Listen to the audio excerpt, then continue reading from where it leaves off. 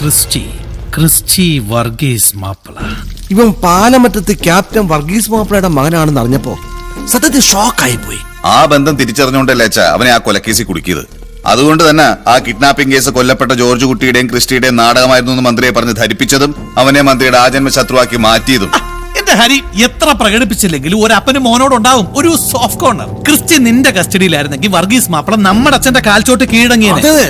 കൊച്ചുതോമ ഏൽപ്പിച്ച പട്ടയത്തിന്റെ രേഖകൾ സഹിതം. ഇനി അവനെ എവിടെ നിന്ന് കിട്ടാനാ? രക്ഷപ്പെട്ട് കാണും മുംബൈക്ക്. ഏയ്, അത് ചവിട്ടേറ്റ മൂർഖനാ, തിരിഞ്ഞു കൊത്താതെ പോവില്ലവൻ. അവനെ പിടിച്ചകത്തിട്ടില്ലെങ്കിലേ പണി നിനക്ക് എപ്പ കിട്ടിയെന്ന് ചോദിച്ചാ മതി. നീ എന്താ ആലോചിക്കുന്നേ? മുള്ളിനെ മുള്ളുകൊണ്ടെടുക്കണം. ഒരു ഗുണ്ടയെ ഒതുക്കാൻ മറ്റൊരു ഗുണ്ട.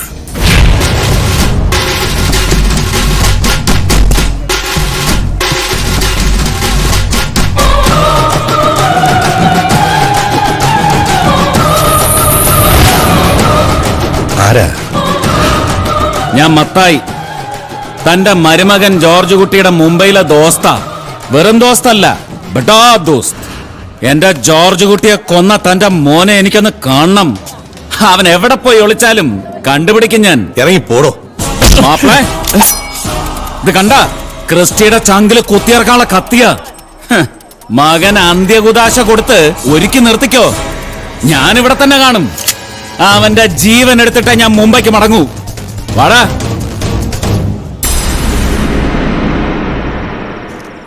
മത്തായിച്ചൻ, അങ്ങനെ ഒരു ഫ്രണ്ട് ജോർജ് കുട്ടിക്കുണ്ടായിരുന്നതായി എനിക്കറിയില്ല. എന്തായാലും എൻ്റെ അപ്പച്ചനെ വെല്ലുവിളിച്ചിട്ട് ഇറങ്ങിപ്പോയ അവൻ ആരാണെന്ന് എനിക്കൊന്നറിയണം. എനിക്കൊന്ന് കാണണം.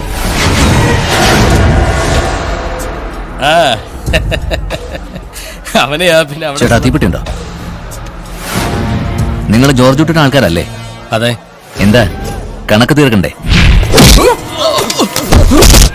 കണക്ക് തീർക്കാൻ നീ ആരടാ പന്നെ? നിന്റെ മറ്റവൻ അവിടെ, ക്രിസ്റ്റി.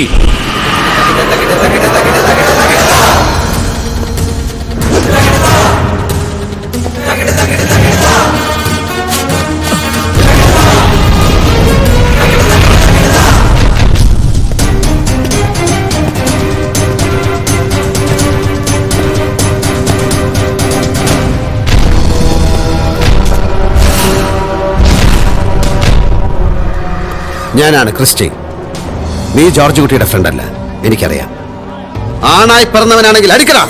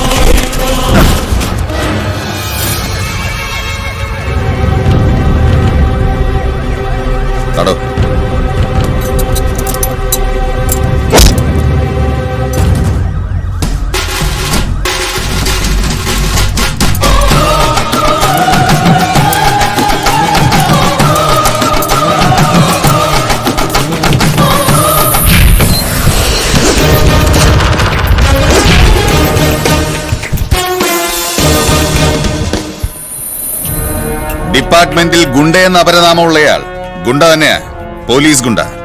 പിടിച്ചുകൊണ്ടുവരാൻ പറഞ്ഞാൽ കൊന്നുകൊണ്ടുവരുന്ന ഇനം. മസൂറിയിൽ IPS ഞങ്ങൾ ക്ലാസ്മേറ്റ്സ് ആയിരുന്നു. അങ്ങ് മുംബൈയില് നീ കണ്ട ഓഞ്ഞ IPS പോലല്ല. ഇതുപോലെ ഉഗ്രവിഷമുള്ള സാധനങ്ങളും കേരള പോലീസിലുണ്ട്. എന്തു പറയാനാ സാറേ, ഈ വക സാധനങ്ങളെയൊക്കെ തല്ലിക്കൊല്ലാൻ പറ്റിയ ആൺകുട്ടികളൊക്കെ ഇത്ര കാലം ബോംബെയിലല്ലായിരുന്നോ? ഇവിടെ ഉണ്ടായിരുന്നെങ്കിൽ നീ എന്നെ അങ്ങ് ഒലത്തിയന്. അല്ലടാ പൊന്ന. 10-15 കൊല്ലം പഴക്കമുള്ള ഈ സർവീസ് റിവോൾവർ കാണിച്ച് എന്നെ പേടിപ്പിക്കല്ലേ സാറേ. ഇത് കണ്ടോ, ഇസ്രായേലിൽ നിന്ന് കടല് കടന്നു വരുന്ന ലേറ്റസ്റ്റ് വെപ്പൺസ് മാറി മാറി ഉപയോഗിച്ച കൈയാണിത്. ഹരിഹരോ, ഒരു നാടൻ ചൊല്ലുണ്ടല്ലോ, വെടിക്കെട്ടുകാരനെ ഉടുക്ക് കൊട്ടി പേടിപ്പിക്കല്ലേ. നീ പേടിക്കും, നിന്നെ ഞാൻ പേടിപ്പിക്കും.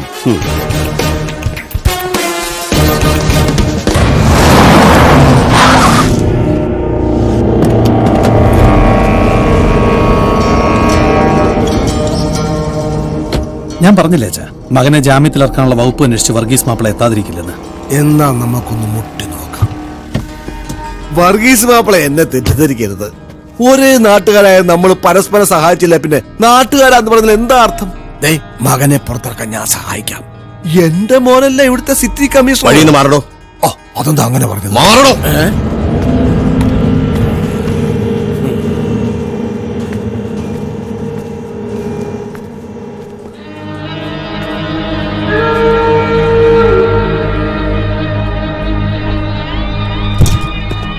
കൺഗ്രാറ്റുലേഷൻ, ഒരു കൊലയാളിയെ കീഴ്പ്പെടുത്തി അകത്തിട്ടതിന്. അതുമാത്രം പോരാ, എന്റെ സ്ഥാപനത്തിന് വന്ന് എന്റെ കഴുത്തിന് നേരെ കത്തി കാണിച്ച തന്റെ മിടുക്ക് അകത്ത് കിടക്കുന്ന ഇവന് ശിക്ഷ വാങ്ങിച്ചു കൊടുക്കുന്ന കാര്യത്തിൽ ഉണ്ടാവണം. നിയമം അനുശാസിക്കുന്ന പരമാവധി ശിക്ഷ. ഇത് പറയാൻ മാത്രമാണ് ഞാൻ വന്നത്.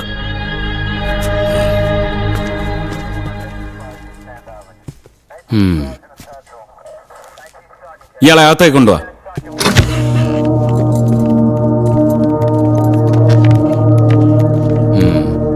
ഭരതം പൊയ്ക്കോളൂ. സർ, ക്യാപ്റ്റൻ വർഗീസ് മാപ്പിള, തന്റെ അപ്പം കൊള്ളാലോ. പറഞ്ഞത് കേട്ടില്ലേ? നിയമം അനുശാസിക്കുന്ന ഏറ്റവും കൂടിയ ശിക്ഷ മകന് വാങ്ങിക്കൊടുക്കണമെന്ന്. പാവം വർഗീസ് മാപ്പിള, അങ്ങോർക്കറിയില്ലല്ലോ മകന്റെ നിരപരാധിത്വം. അല്ല സാറേ, 24 മണിക്കൂറിനകം കുറ്റവാളിയെ കോടതിക്ക് മുന്നിൽ ഹാജരാക്കണമെന്നല്ലേ നിയമം? അതോ എന്നെ ശിക്ഷിക്കാൻ കോടതി ഇങ്ങോട്ട് വരുമോ? നീ പുല്ലുപോലെ ജാമ്യത്തിൽ ഇറങ്ങി വരുമെന്നല്ലേ പറഞ്ഞു വരുന്നത്? തന്റെ പേരിലുള്ള FIR പരിശോധിക്കുന്ന കോടതി തനിക്ക് ബെയിൽ അനുവദിക്കുകയോ നിരുപാധികം വിട്ടയക്കുമെന്നോ പ്രതീക്ഷ വേണ്ട. പോലീസ് തുനിഞ്ഞിറങ്ങിയാൽ പിന്നെ ഏത് കൊമ്പത്ത വക്കീല് തനിക്ക് വേണ്ടി വാദിച്ചാലും രക്ഷയില്ല. ഒരു ജീവപര്യന്തം ഉറപ്പാ. അയ്യോ, എനിക്കൊരു നേർച്ചയുണ്ട് സാറേ. തൂക്കുമരം ഉറപ്പായ ശിക്ഷയ്ക്ക് വേണ്ടി മാത്രമേ കോടതിക്ക് മുന്നിൽ ഹാജരാകാൻ പാടുള്ളൂ എന്നൊരു നേർച്ച. ഈ നേർച്ചക്കാരനെ കോടതിയിൽ എത്തിക്കാൻ മാത്രമുള്ള ചങ്കൂറ്റം വടക്കനുണ്ടാവില്ല. ഞാൻ ചാടും, പോണ വഴിക്ക് തന്നെ ചാടും. അതിന് വടക്കൻ തെക്കോട്ട് നോക്കിയിരിക്കണം. എങ്ങോട്ട് നോക്കിയിരുന്നാലും ഞാൻ ചാടും. മര്യാദക്കാണെങ്കിൽ ഞാൻ വടക്കൻ, ഇല്ലെങ്കിൽ മഹാബെടക്ക. ഞാൻ ചാടും. എന്റെ മുഖത്ത് നോക്കി വെല്ലുവിളിച്ചുകൊണ്ട് ഞാൻ ചാടും. ഞാൻ ചാടും സാറേ, സത്യമായിട്ട് ചാടും. ചാടും സാറേ.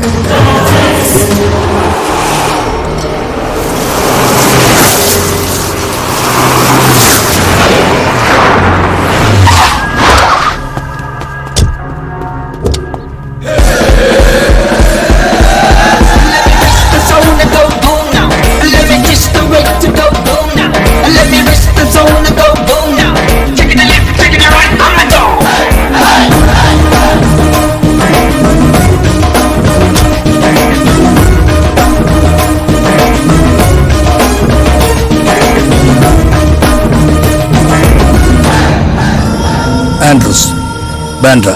മുംബൈയിൽ നിന്ന് DG ഐസക് ജോൺ വിളിച്ചു പറഞ്ഞിരുന്നു. ക്രിസ്റ്റി അകത്ത് സെല്ലുണ്ട്. മിസ്റ്റർ ആൻഡ്രൂസിന്റെയും ക്രിസ്റ്റിയുടെയും ഗാങ് വാറിനെ കുറിച്ച് DIG എന്നോട് പറഞ്ഞിട്ടുണ്ട്. Of course, but one condition. ഇത് നിങ്ങളുടെ മുംബൈ അല്ല, കൊച്ചിയാണ്. സ്റ്റേഷനിൽ വെച്ച് ക്രിസ്റ്റിക്ക് ഒരു പോറൽ പോലും വെക്കരുത്. I know. You can believe me. Come.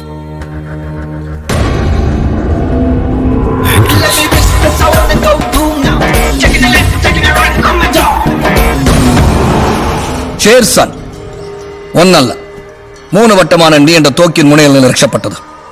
ഞാനിപ്പോ ഉന്നം വെച്ചെത്തിയപ്പോൾ സിംഹം കൂട്ടിലായി പോയി. അതും സുരക്ഷിതമായ കൂട്ടിൽ. പോലീസ് സെക്യൂരിറ്റിയോടെ. ഇവിടെ വെച്ച് എന്നെ ഒന്നും ചെയ്യാൻ പറ്റില്ലല്ലോ സാറേ. ഉത്തരം പറയേണ്ടി വരും കേരള പോലീസ്. തൊപ്പി ധരിക്കും ഹരിഹരോ.